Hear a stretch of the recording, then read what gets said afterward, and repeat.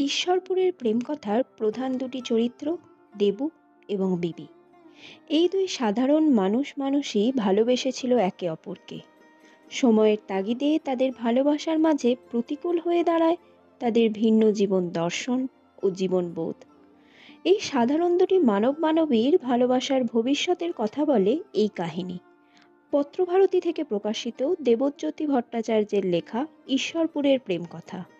যারা বইটি আগেই পড়েছেন বা যারা এখনও পড়েননি তারা বইটা পড়ে ফেলুন এবং আপনাদের প্রতিক্রিয়া জানান আমাদের কমেন্ট করে। আপনাদের এই ভিডিওটি ভালো লেগে থাকলে এবং আরও নতুন বইয়ের সম্পর্কে বিশদে জানতে সাবস্ক্রাইব করুন আমাদের ইউটিউব চ্যানেল বুক গেজিং।